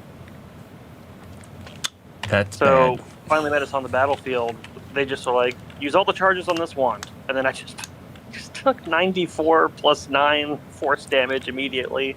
And I was down. I was like, well, well, not nothing good. I can do about that. No. I'm gonna cough here quickly. Excuse me. That does a little preview of something I'm going to be putting into So the main thing I've been working on is the Tome of Threats right now, which is basically our bestiary. I still have work I'm trying to do on the Seeker's Guide, but I've kind of switched gears over to the bestiary for two reasons. One, you guys might know, we're under NDA with a person or an entity that we're going to be trying to work with, but they want to see certain milestones done. and that project was at kind of 0%, whereas everything else was trucking along. So I needed to show some progress on the bestiary. But the second reason is there's a lot of art for the bestiary, and art takes time, so I'm trying to get ahead of that and get all the creatures laid out so that art can be in the pipeline, and then I can go back and keep working on the Seeker's Rulebook and know that art is coming. That makes a lot of sense. Yeah, so I've been working on the Tome of Threats a lot. And one of the creatures, I haven't got to it yet because it's further down in the alphabet. But if you're familiar with slivers from Magic the Gathering, it's going to be a similar concept to that, where they're each individual creatures that are part of a hive, and one creature just might be a flyer creature that dives in and pecks you or whatever. The other's kind of like a little bulky bruiser type creature, and another one's they're like little quick hive-minded creatures with like a pack tactics type ability. And they're not so bad when you have to fight one, but when they're near each other, they share each other's abilities. Oh, nice. So if you have all three of them in the same room, suddenly all three of them are flying with pack tactics and they're muscular. That sounds bad. Yeah, and then of course they're going to have some sort of hive queen type thing going on there too. So that's a preview of one of the creature type things that we're going to have in there as well. Nice. Yeah, I'm looking forward to seeing more of that, because the art that I've been seeing so far has been a lot of fun to just witness. Suddenly it's like, ooh, what is that? Ooh, what is that? Yeah. I know I keep talking about the wordy poo, but I just think it's so funny because Chrysanthus, very early on, she's like, a lot of people actually were like, that doesn't make any sense. What do you mean a naked mole rat with a frog? What the hell does it even look like? Is it like Dotson with frog legs? Whatever. And I was like, I have a vision in my head. You'll see. And then once I showed the art to Chrysanthus, first she said, disgusting. And then second, she said, I get it now. I get what you meant when you said a frog with a naked mole rat. It's all about the vision. It comes together. Oh, wow, that was actually a really bad sentence use of that creature. Listen, the vision's there. That's all I was trying to say. There you go, the vision. Real quick, one question Dragon Noodle Soup has here. He said, if I'm a mythic and I'm going to have a character, does my name go into the book? Oh, all the mythics will be in the book. I'm going back and forth on all Patreon supporters, but right now, at the very least, all mythics will be in the back. There'll be like a thank you section for sure, and all the mythics who've supported will be there. Sweet. If you've ever been a mythic. So if you've ever been a mythic, you'll be in the book by name. If you're a mythic for 6 months, that's when you get the character made. And we'll put in somebody that's substantial. And I keep telling people it's not going to be like unless you just really want it to be, but it's not going to be like a random innkeeper or shopkeeper or something. It's going to be an actual... you've seen one of them. We haven't announced it yet, but one of them is actually a god. So, it's just what we talk about your character and what would make sense, what sort of thing you'd like to have in the universe, and I'll have a lot of say back and forth with you on it because it's got to make sense for my universe. It's got to fit. I'm not trying to do anything that's too wonky or weird, but we'll definitely do something with you to make a character or somebody of substantial import in your honor for being what I consider an investor level tier of support there on Patreon. That's awesome. Crescent says, I am now going to ruin a Rudi's day and make my character a random shopkeep. Wow. I told her I'm not going to allow her to do that, so. She's trying to shirk her duties of being creative, and I said, no, Chrysanth, I'm going to force you to be creative. You must be creative, or else. Actually, if you want to know this is how I operate with Chrysanth. If you really want to know the deep secrets of how Chrysanth and I communicate, she communicates to me by yelling at me and calling me an imbecile. I communicate to her by telling her if she doesn't do it, I'll do it. And the idea of me doing it always terrifies her more than not doing it, so then she does it. So I said, you can create the character, or I'll create it for you. And suddenly she was very motivated to create her character. You know, that sounds like my friend and his wife before they got married when they were doing wedding invitation stuff. And he was doing it, but he was doing a bad job because he was trying to write their name in the envelopes and he has horrible handwriting and he hammed it up and made the handwriting really bad. And she just finally said, get away. And she did all of them because she didn't want his handwriting on all the envelopes. And he's like, oh, no. This sucks. Why would you take Exactly. And he's like, I guess I'll go take care of something else. And she's like, yeah, do that. Like, oh, so mean. Because he can write when he wants to. He just thought it was smarter. There you go. Rudai is 100% correct. This is how we get each other to do things. Wait, it works. You don't break what works. Because she knows two things are true. Two things are very true. Whatever I make, it's going to make her turn tomato red. And two, I will make sure she's attributed to it. Oh, no. Oh, no. So are you saying that you've got her number and you've figured out how to get her to do the things? Perfect. Certain things. There are other things I can't do anything about. She's got the upper hand on, I'd say, about like 98% of things. Because either A, she'll just get me to do it because she's mean and she knows how to get me to move. And if she can't get it to work, then she'll complain to Sevi, and then Sevi will get on me too. And then I've got two of them nagging me. And oh God, if you've never been nagged by Chrysanth and Sevi in chorus, you don't know misery. So I don't know misery. I've never been nagged by either one of them. How did I do this? I don't know. Yeah, how do you do this? I am lucky. She usually wins. But on a select few things like this, I got her number, and I know what to dial. Nice. Well, you got her to play Monster Prom. I mean, she's really looking forward to that. I could tell. Even though we were talking about filling out our last wills and testament in case we die of shame when we play it. That game looks terrible, by the way. I have looked at nothing except the one screenshot of, I don't know if it was fan art or if it's the actual picture of the game that Chrysanth sent me, and I was like, It's going to be really bad. That's all I can say. That was my own stubbornness. Nice, Chrysanth. I don't know if it'll be as functionally bad as what Noelle had to play. Oh, that was horrible. Conceptually, it's pretty bad. When I think it was Chrysanth, somebody asked me, or you asked me, I think it was like, can you fix this game? I'm like, there's no fixing this game. No. It's just broken. Ugh. It was bad. It was so bad. Yeah, I still think I thought I looked it up and I think it was written or created by a guy when he was in high school or started in high school or something like that. I don't know. It was bad. Ugh. I mean, I guess to be fair, the game was only $4, and like you said, made by a guy in high school. But Yep. It was still bad. It was hard to watch. Yep. I expected those buttons on the wall, the Post-it notes on the wall that were saying boobs and stuff to be actual buttons, but they weren't. There was nothing. It was just reminders. There's parts you'll like, but you'll hate most of it, Dragon Noodle Soup says. I mean, Monster Prom is an actual game.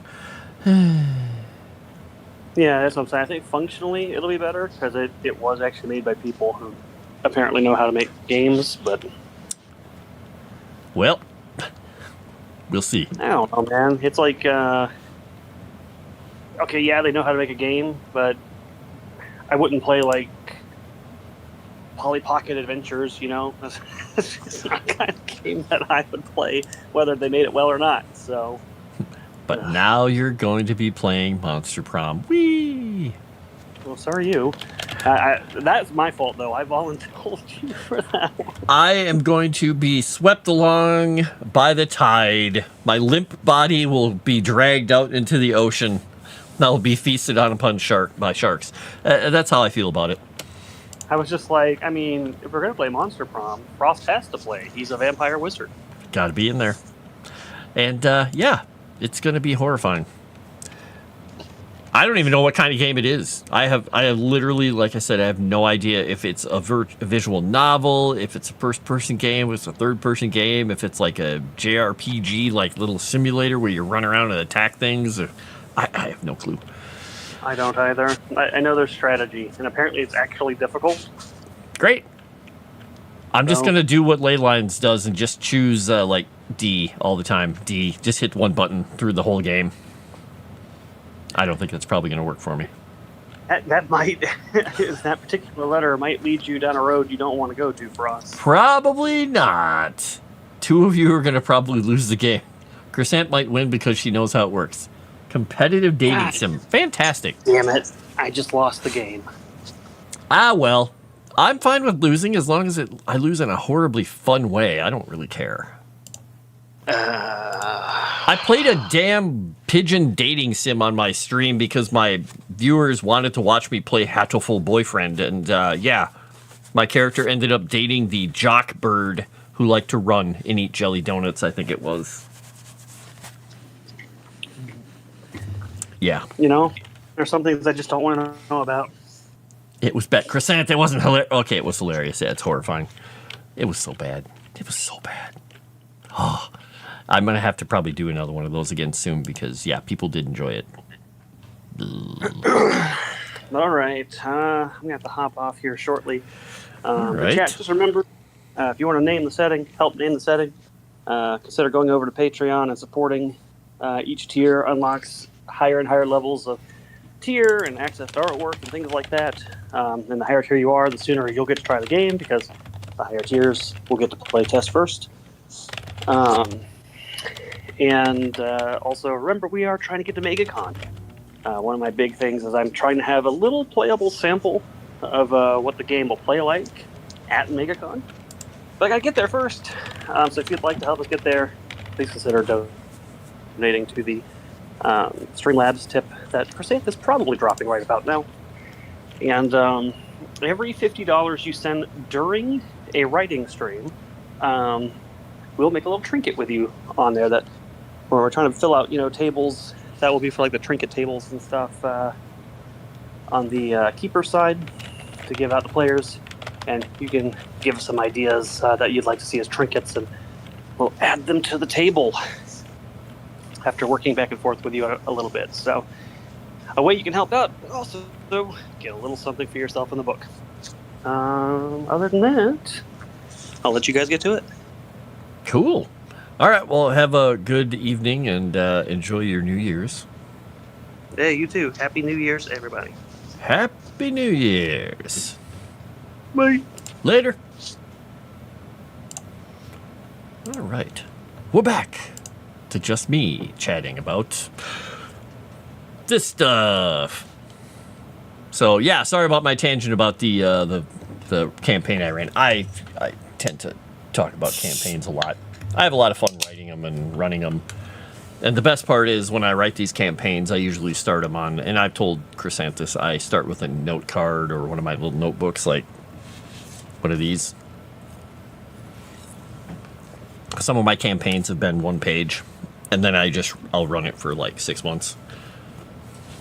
It's what I do. It's so much fun. I end up with a lot of notes at the end.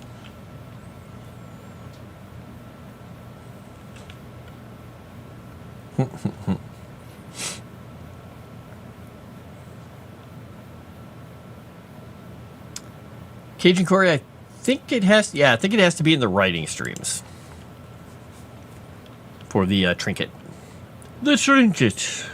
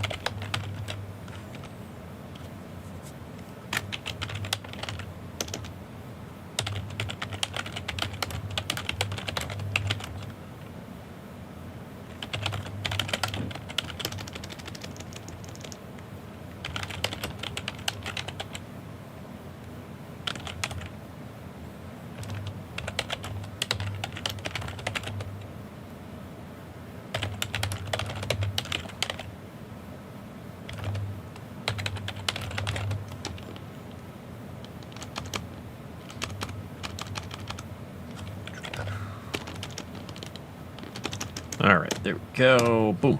What was I saying here? Yes, deep in typing, Sassy Witch. Yes. Yeah, the magic things, using those things, and that's why, Rude, I brought up the Islamiri, or however you pronounce them. Excuse me, just a second. Feel like I've got a tickle in the back of my throat from that piece of hair or whatever it is I got. Nope, I'm good. Is using that kind of a thing to go deal with a creature. That's why it would have to be something that's not easily available, kind of difficult to cultivate, and if you manage to use it against a creature like that, then like, oh, nice, good job.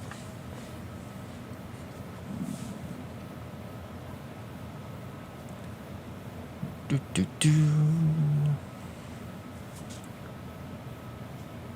You was told if you bought 70% alcohol, I'd get to make one? Well, if that was the case, if they actually said that, then I don't know. But currently, where it stands, it's supposed to be on the writing streams. Unless you were buying them alcohol during the writing stream.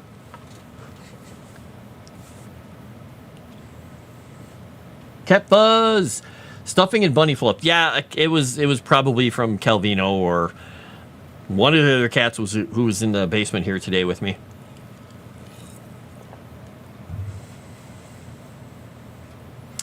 Oh. Something like a mummified hand. And it just has one finger left. No, that's not right.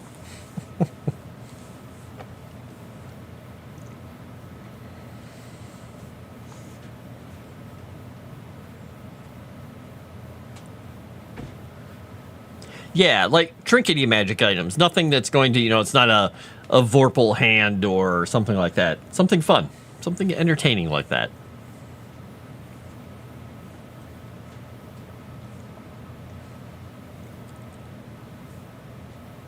Like, one of the things that I had surmised that would be kind of fun is using that clay that they can find that's ever so slightly enchanted from all the magic from when Senna fell to the earth. They find that magical clay, and they can make one-use little magical items that are literally like the size of, like, a good-sized wooden token or something that you get somewhere.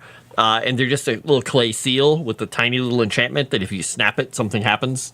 Like, you snap it and it makes a fragrant smell, or it makes a sound, or does something, a little one-use thing.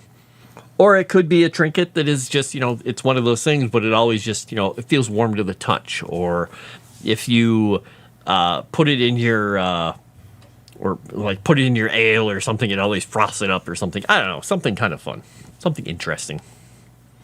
You hold it up to your ear and it always tells you you're a good person.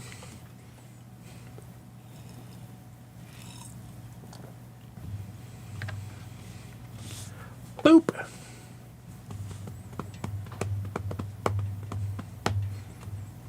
Welcome back, Scott. I had it was funny, I had one of my own beard hairs, I think from over here. I've caught it in my glasses. So when I pulled my glasses off last time, I was like, ow. And I realized, it was stuck in the hinge there, and I pulled it right out. I'm good. I'm good at hurting myself, evidently. All right, what am I doing here? Oh, yeah, we're talking about Mount Silverbone. I've been typing stuff here. So most of the adult males will have served in the army at some point, and it's a career that's looked upon with great favor by the dwarves as a whole. And I'm mentioning that some dwarven females have taken up the mantle of leadership in the past, but it's the exception to the rule. I am also going to... I'm not going to mention that here. That'll be under traditions. I'm just trying to give the basic starting paragraph or two about the group. Because... is there anything we need to deal with? Yeah, I'm going to mention this.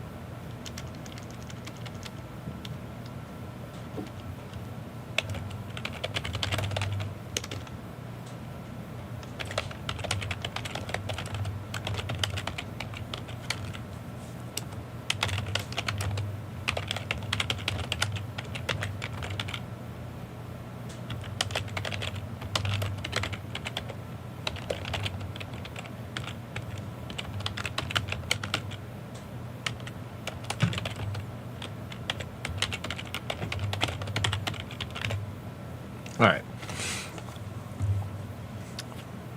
Da. Flapjack in a cup. Ooh, nice. Sounds like something an adventurer would get at one of those little toy dispensing machines near any given exit. Hey, there you go, Moss.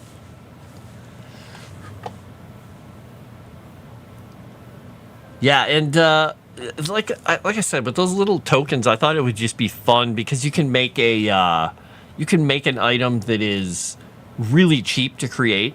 Like an adventurer could buy a few of them and not be broke, but it would do something minor. Like if you had one that it could heal cuts or something. It's like a small crystal or something that's crystallized magic or something that you could heal a cut. And so you could heal like a minor wound or something. It might not even be something that heals something that you can tell, but a normal person might be able to use it to like, hey, I healed that cut on my hand. Boom. You just rub it across there and you could use it once a day or something. Those would be fun. The mummified hand would be kind of fun. Especially if it just has an aura of unease, or if it's a lucky rabbit's foot or something like that just makes you feel better. I feel better. But we'd have to, discuss if there are actual mechanical effects to some of these things.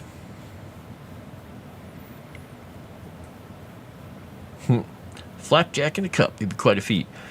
Yeah, you can do it. You can you can do it in the microwave. They aren't as good as if you oven bake them if you do it. Wand to detect gravity. Bam! It falls. There's gravity. Exactly. I like the wand of weather detection better. If the stick is wet, it's raining. The stick is covered with snow, it's cold. The stick is on fire, it's too hot. Yeah, little effects that may not be tangible in the game, but give you fun stuff. Like, I had a shield that I gave one of my characters. Gosh, I don't even remember where it was. It was a +0 shield. It was enchanted, but I'm trying to remember what the enchantment on it did in terms of game terms, because this was an old version of D&D. I think it was the shield that it didn't even give him armor class. What the hell was it? It gave him something else to his character. And he loved it so much, he never, even though he got other shields that were like more magical, and like, it's a shield reflection or whatever, he's like, I'm sticking with this, man. Because he enjoyed the flavor that it gave his character and whatever. I don't remember. It had something to do with his charisma. And he just absolutely loved it. Because, it was because the heraldry on it was so ancient. People, it basically made everybody think that he was like, even more important than he was. It was like, oh my gosh, that's from that kingdom. That's like 2,000 years ago. Where did you get that?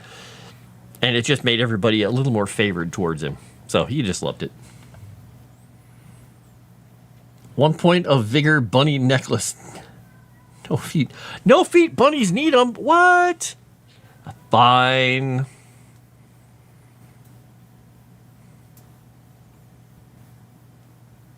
A magic wand that adheres to the laws of physics is not that magical, though. Well, I don't know. Maybe. I mean, you can also do... The fun thing about games is you can do the flavor however you want on stuff. We're playing the Hand of Vecna, or the whatever it's called, the Vecna campaign. And my guy, one of my wizard characters, because we're each playing 2 characters, he's a small guy named Lemuel. And he has a broom of flying. But he doesn't have a broom of flying. He actually has a book of flying. It is a book that is really big And when he opens it up, the spine is here. It opens up like this, and the pages are down. And he stands on it, and he uses it to fly around, kind of like a Green Goblin glider. And that's his book of flying. So it acts exactly like a broom of flying, but he just stands on this big book all the time that just kind of flaps itself and goes around. So you can flavor almost anything however you want. It's fun. Wand of Secrets. You tell the Wand of Secret, it will tell nobody else. I like it. I like the Wand of Secrets. You're the best Wand of Secrets ever. All right, Mount Silverbond, which is going to...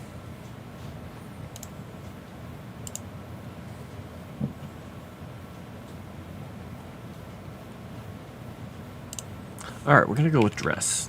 What do they dress like? Maybe this one needs way more flavor, though.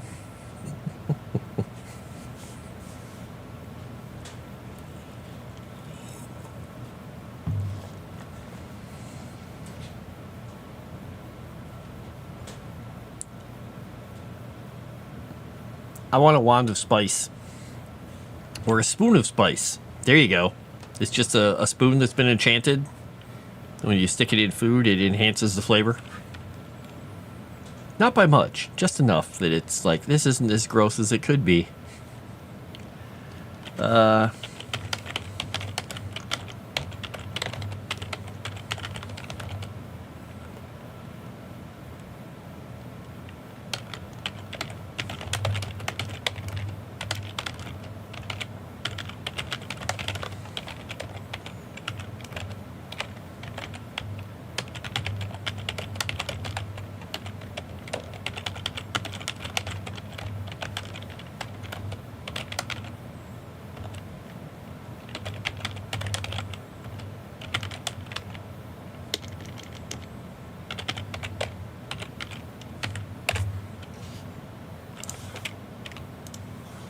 There we go. That would fix my cooking.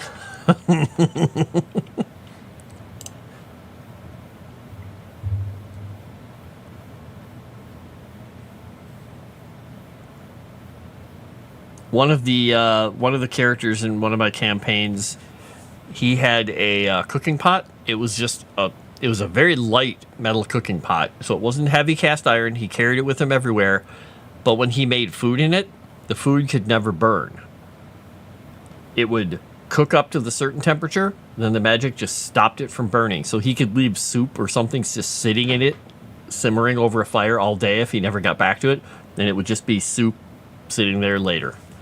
And he realized later that it didn't stop it from spoiling. It stopped it from burning and being overcooked. But if you leave it sitting there long enough, it's going to get gross.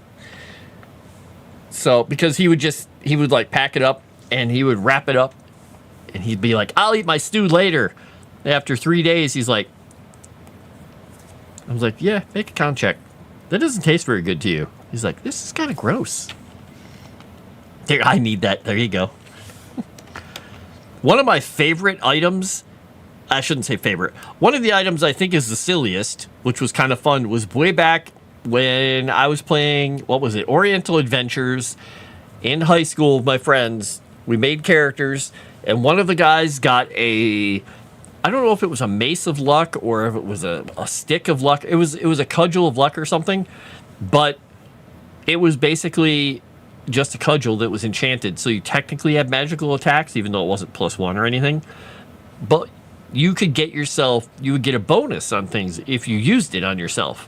The way to use it on yourself was to basically take it and smack yourself in the head.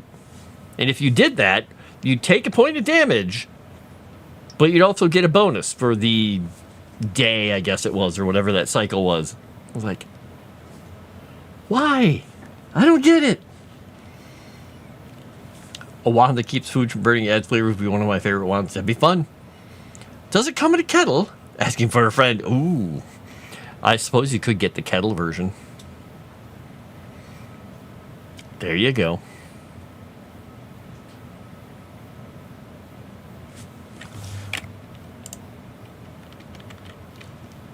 Yeah, we had a discussion at one point because one of our characters managed to cross something akin to a black cauldron. The idea of, if you throw the dead in there, you can raise them back from the dead. That they found this magical item being used by someone as a cooking vessel. And the person had never noticed because you have to leave the body in there through a ritual for a certain amount of time. They're like, wow, what happens if you leave like a venison stew in there? Would you resurrect a deer? Like, oh God, who thinks of this? But players do. What are we doing? Oh, I've got 7 minutes left. I should probably think about wrapping up relatively soon. Is that friend named S asterisk asterisk asterisk? Why? Yeah. Non-burning kettle. Perfect. I like it. I am a fan. You have returned for the flapjack in a cup. Now, is this flapjack in a cup made in the microwave or oven or what? You're adding a never melting kettle? Nice. No comment from me. Woo. I had a dwarf that was a smith, but other weapons had glitches. Bows blew in your ear, arrows tickled your swords, laugh with each hit. Nice. I want to also, I think it'd be fun to work, and I talked to Arudai about this, about artifacts and things, because some of the things that I've used in campaigns in the past, I have fun working on those because you can make some really powerful, interesting items without making them, like, this is going to break the whole game. But it has to work within the genre, but it also has to work within the system properly. Because porting things from different systems, as Arudai knows from like 5th edition into a Savage Pathfinder, can be difficult. They don't translate very well sometimes. Ooh, I've had a brownie in a cup. Gino, no. I feel like the father when the son is about to sing a song in Monty Python and the Holy Grail. No, singing, nope. Powder you mix with water, milk, set in the microwave for about a minute or so. So is it very similar to just like normal pancake mix? I have never made one. No spray bottles here. You are correct. There are no spray bottles here. There are no spray bottles here. Ba, ba, ba, ba. So I'm gonna start wrapping up here. Because I'm not playing my game with my dudes tonight. We're not having our nighttime game on Tuesdays because they're busy. They're doing stuff. I might be streaming. I don't know if I'm going to hop on and do more writing. Not on this, but on my my DM book or what. But we'll see. After this, I might be on again. But this has been fun. It was nice having Arudai hop on here. We got to say Happy New Year to him. We got to see Moss. We got Gino. We got Sassy Witch. We got Scott. Got Dragon Noodle Soup. Did I mention Gino? We got Gino. Who else do we have? We have Dave over on Kick. I know that, and he's been patiently putting stuff over there because he's he's patient. He's Dave. Who else do we have in here? Who else did we have? I thought we had some more people. I won't be able to go through all of the chat. But hello to everybody. Oh, Cajun Corey. Cajun Corey is in here. Yeah. And I know there are a bunch of people over, I think, watching. Feline was in here. Yep. A bunch of people were over watching Ms. Save. Oh, no. Chrysanthus decided she wants me to design a shopkeep for her. You can never find me when you stream? Why is that, Dragon Noodle Soup? No, I changed my mind. If you go to my link tree, Dragon Noodle Soup, if you look for my link tree, I think it's just Richard Frost, whatever. It should be on there. Usually I'm on either Twitch or Kick. One of the two. Now, here's the thing. At one point, it was Richard Frost, but then I think it had to be _Frost because, I don't know, they changed something and it didn't recognize the character anymore. So on Kick, I'm Richard Frost. Richard _Frost, I think, or Frost. One of the two, whatever. It's somewhere in there. Yeah, you should be able to find me in there. And yeah, if anybody wants to give me like $1 million before the end of the year, that'd be fantastic. I mean, you can wait till next year too, I suppose, if you really want to. But if somebody wants to, that'd be great. I won't get upset by that. I'd go buy a couple of Cybertrucks. That's the new thing. That's the hot new thing, right, Moss? It's the hot new thing. All the kids are doing it. Oop, did I get pinged here? What's going on here? I got a ping? Oh, I leveled up. Oh, I've spent 180 minutes in voice channels. Ooh. Okay, then. That's not something a lot of people are going to probably get. I feel special. Do we have other events going on tonight on the Moonskull? Do we have... Is Signal Screams happening tonight? We'd all line up for $1 million giveaway. Whee! You want to be able to fix your car? Oh, that's a good idea, Sassy Witch. You should fix your car. You should fix your car. Nothing for Moonskull? Okay. So, because right now I see a thing that says Dark Galaxy Signals and Screams today at 9.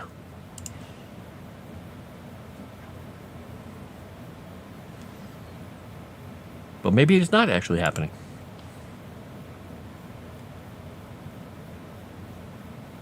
Woohoo! After the stream ends, leave a comment to go spend New Year's Eve with Sebi. Okay. Well, the other thing I can do is... Oh, no, I don't think we have enough people over there. Oh, we do have 5 people. Before I end the stream here, over on Kick, I will raid everybody over into Sebi. Sound good? So I'm gonna raid you guys over into Sebi if I can. Can I click on this and do this? Nope, I can't do it because I don't think I'm a mod. Never mind, I can't do it over there. Big Bad RPG, hey over there in Kick.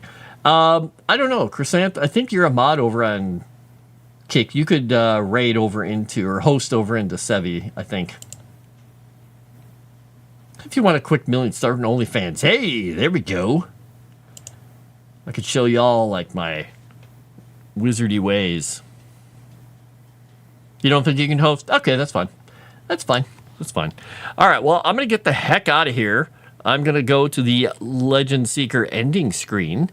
So thank you all for coming along. I'm Frost. This has been Frost Written, where we did a lot of writing and chatting about the lore for Legend Seeker. Last stream of the year for 2024. Have a good evening, and I will talk to you all next time, next year. Have a great night. Definitely like and comment. Bye.